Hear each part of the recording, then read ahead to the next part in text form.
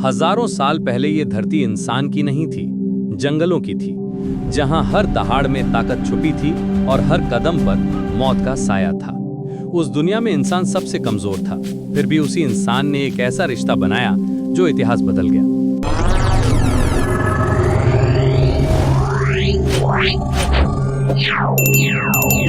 आज जब हम अपने घरों में कुत्तों को खेलते देखते हैं, गायों को चारागाहों में शांति से घास खाते देखते हैं या बिल्लियों को आराम से सोते देखते हैं, हमेशा से ऐसा नहीं था। कुत्ता हमारा सबसे वफादार दोस्त है, गाय हमारी जीवन रेखा है और बिल्ली हमारी खामोश साथी।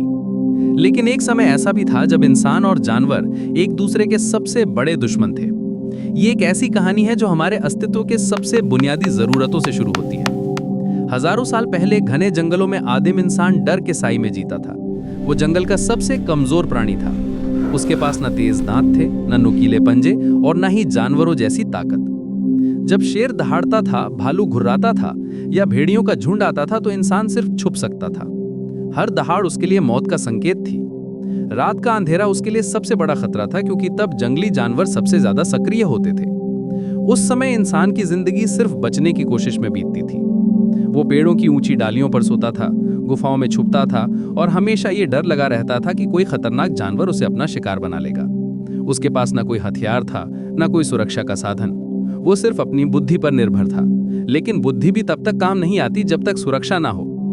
फिर एक दिन इंसान ने आग को खोजा, आग जिसने अंधेरी रातों को रोशनी दी और इंसान को पहली बार सुरक्षा का एहसास कराया। आग की लपटों से डरकर खतरनाक जानवर दूर रहने लगे। ये एक क्रांतिकारी खोज थी जिसने इंसान की पूरी जिंदगी बदल दी। अब वो रात में भी जाग सकता था, खाना पका सकता था और सबसे महत्वपूर्ण बात ये थी कि अब वो सुरक्षित महसूस करता था। इस सुरक्षा के कारण इंसान ने लड़ना नहीं बल्कि समझना शुरू किया। वो जानवरों के व्यवहार को देखने लगा, उनकी आदतों को समझने लगा। उसने देखा कि कुछ जानवर हमेशा आक्रामक नहीं होते, कुछ तो सिर्फ भूखे होते हैं, कुछ डरे हुए होते हैं। आग के आसपास कभी कभी भूखे भेड़िए भी आते थे। शुरू में इंसान डरता था, लेकिन धीरे धीरे उसने देखा कि कुछ भेड़िए आक्रामक नहीं थे, वे सिर्फ खाना चाहते थे। इंसान ने उन्हें खाने के टुकड़े फेंकना शुरू किया।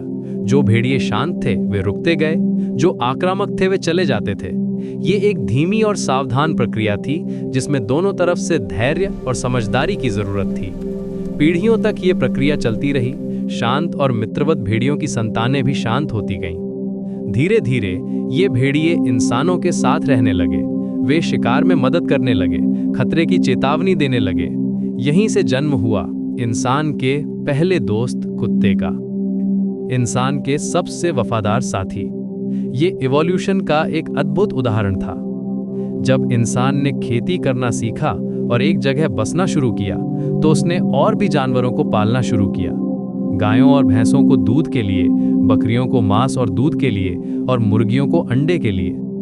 हर जानवर का अपना फायदा था और इंसान ने उनकी देखभाल करना सीखा। ये एक म्यूचुअल रिलेशनशिप थी जहां दोनों को फायदा होता था। आज जब हम अपने पालतू जानवरों को देखते हैं तो ये एक अद्भुत कहानी है। एक ऐसा रिश्ता जो डर से शुरू होकर भरोसे में बदल गया। जो जानवर कभी इंसान के लिए मौत का कारण थे, वे आज उसके सबसे अच्छे दोस्त हैं। ये बदलाव सिर्फ जानवरों में नहीं, इंसान में भी आया है। उसने सीखा है कि डर से नहीं बल्कि समझ से रिश्ते बनाए जाते हैं। ये कहानी हमें सिखाती है कि पेशेंस और अंडरस्टैंडिंग से कैसे दुश्मन भी दोस्त बन सकते हैं।